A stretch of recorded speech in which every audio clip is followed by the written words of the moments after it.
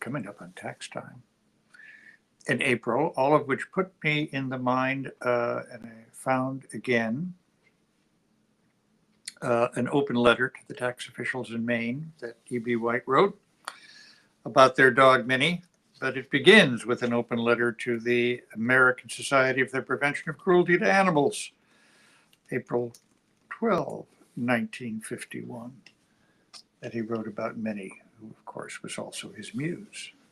This is his collection of essays, Second Tree from the Corner. Never a better essayist, was there? So, let me begin. Two letters, both open. The American Society for Prevention of Cruelty to Animals, York Avenue and East 92nd Street, New York, New York. Dear Sarahs, writes E.B. White. I have your letter undated saying that I am harboring an unlicensed dog in violation of the law. If by harboring you mean getting up 2 or 3 times every night to pull Minnie's blanket up over her, I am harboring a dog, all right. The blanket keeps slipping off. I suppose you are wondering by now why I don't get her a sweater instead. That is a joke on you. She has a knitted sweater, but she doesn't like to wear it for sleeping. Her legs are so short, they work out of the sweater and her toenails get caught in the mesh. This disturbs her rest. If Minnie doesn't get her rest, she feels it right away. I do myself, and of course with this night duty of mine, the way the blanket slips and all, I haven't had any real rest in years. Minnie is 12. In spite of what your inspector reported, she does have a license. She is licensed in the state of Maine as an unspayed bitch, or what is more commonly called an unspaded bitch. She wears her metal license tag, but I must say I don't particularly care for it, as it is in the shape of a hydrant, which seems to me to be a feeble gag, besides being pointless in the case of a female. It is hard to believe that any state in the Union would circulate a gag like that and make people pay money for it, but Maine is always thinking of something. I love this letter. Maine puts up roadside crosses along the highways to mark the spots where people have lost their lives in motor accidents, so the highways are beginning to take on the appearance of a cemetery. Motoring in Maine has become a solemn experience. I was driving along a road near Kittery the other day, when all of a sudden I heard the spring peepers. That changed me right away, and I suddenly thought about life. It was a nice feeling. You ask about Minnie's name, sex, breed, and phone number. She doesn't answer the phone. She is a dachshund and can't reach it, but she wouldn't answer the phone even if she could, as she has no interest in outside calls. I did have a dachshund once, a male, who was interested in the telephone and who got a great many calls. But Fred, of course, who E.B. White also wrote about, was an exceptional dog. His name was Fred. And I can't think of anything offhand that he wasn't interested in. The telephone was the only one of 1,000 things. He loved life. That is, he loved life. By life, if you mean trouble. And of course, the phone is almost always synonymous with trouble. Minnie loves life too, but her idea of life is a warm bed, preferably with an electric pad, and plenty of shut-eye night and day. She is almost 12. I guess I've already mentioned that. I got her from Dr. This is a nice note, Clarence Little in 1939. He was using dachshunds in his cancer research experiments. And he had a couple of extra puppies, so I wheedled Minnie out of it. She later had puppies by her own father at Dr. Little's request. What do you think about that for a scandal? I know what Fred thought about it. He was put out. Sincerely yours, E.B. White. So. And was he E.B. White when he was writing these letters? Oh, yes. Yeah. Already. They would see his name and know. In New York, yeah. So.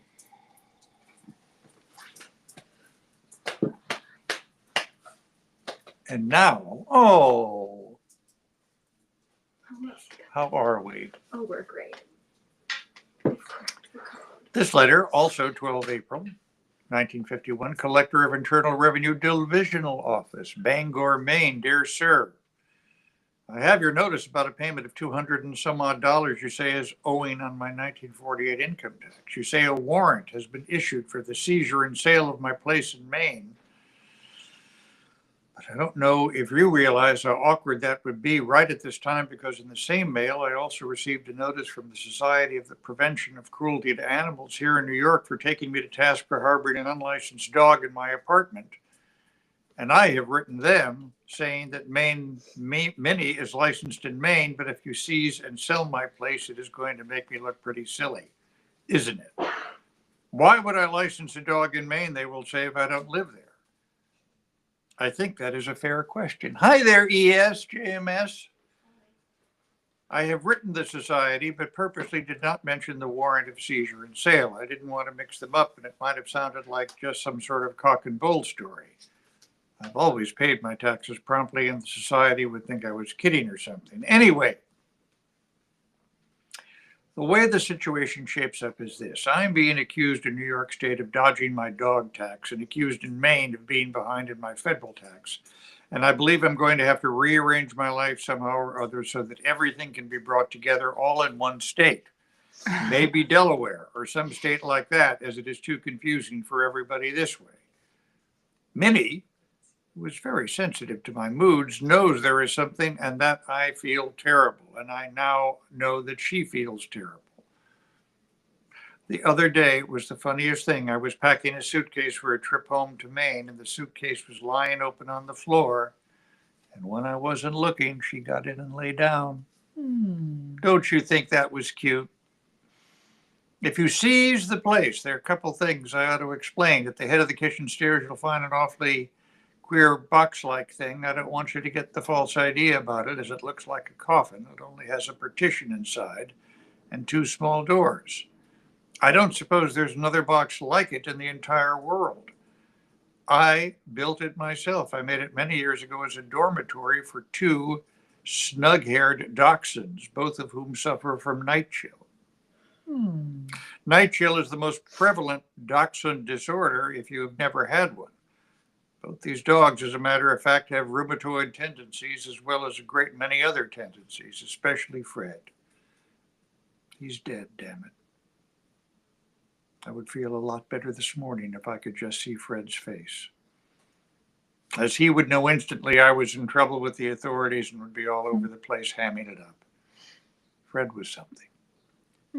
About the tax money, it was an oversight or mix-up. Your notice says first notice was sent last summer. I think that is correct, but when it arrived, I didn't know what it meant, as I am no mind reader. It was cryptic, so I sent it to a lawyer, fool fashion, and asked him if he knew what it meant. I asked him if it was a tax bill and shouldn't I pay it, and he wrote back and said, no, it isn't a tax bill.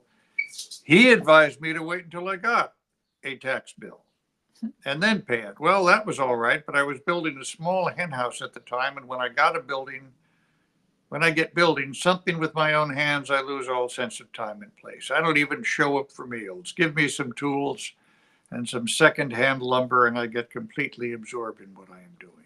How lovely. God, I admire him. The first thing I knew, the summer was gone, the fall was gone, it was winter. The lawyer must have been building something too. I never heard another word from him.